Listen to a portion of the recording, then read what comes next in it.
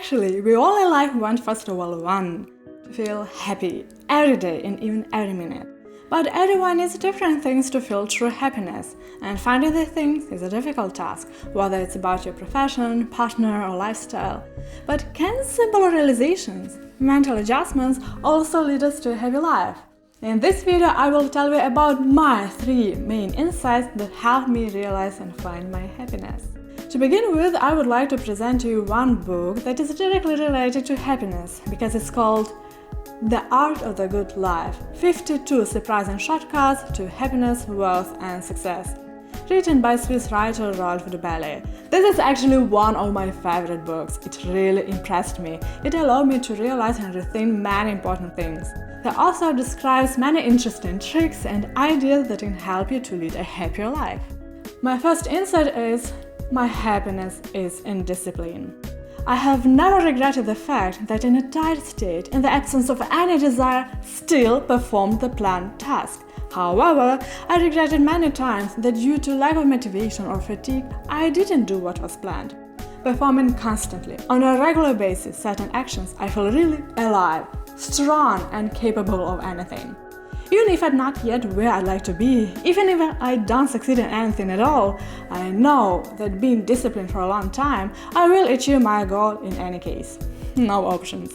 When we talk about discipline, we usually mean a system of habits. But you know, the word habit sounds a little weak and stale to me, but the words vow and law sound strong and resolute. When I make a vow to do a certain task every day, I have no other choice. I have only one way to do it every day. It's easier to keep a vow at 100% than at 99%. This really works for me.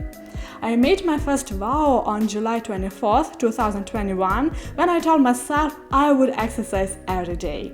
Until then, my history with sports was very sad. There were some short bursts of activity, followed by long months without any physical activity.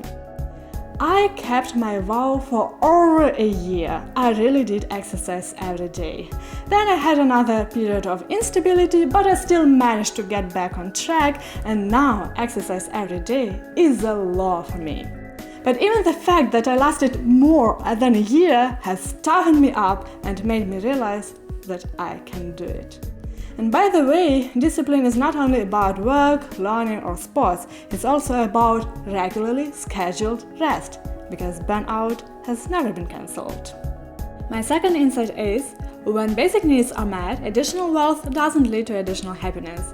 And now we will talk about money, which everyone loves so much. There is a so-called Easterlin paradox, named after the American economics professor Richard Easterlin, who discovered this phenomenon in 1974, which is not always confirmed but still exists.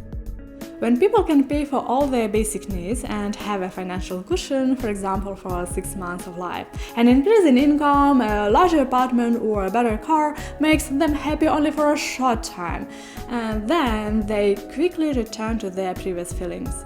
The problem is that we constantly compare our income with the incomes of richer people, compare our modest vacation in the local mountains with the luxurious vacation of our neighbors in the Maldives. And that's why we feel poor and unhappy. This realization helped me to ease my pursuit of money and understand that I can live perfectly well with my relatively small income. Very often, people violate their moral principles in order to earn more money. They accept unpleasant clients, advertise harmful and useless products, agree to ugly working conditions. But money can be earned in other ways, even if it's not immediately large sums. I'm a Ukrainian, living in Ukraine, and there is a terrible war going on in my country. Victims of the war, our military need financial help because the state cannot provide for everything. Honestly, in the first year of the full-scale war, I didn't donate frequently, although I had the opportunity. I was very worried about my financial situation, but then I let go of the situation, started donating more and more often, and realized that I would personally have enough money for myself, and if not, I would start earning more. My third insight is, happiness is known in comparison.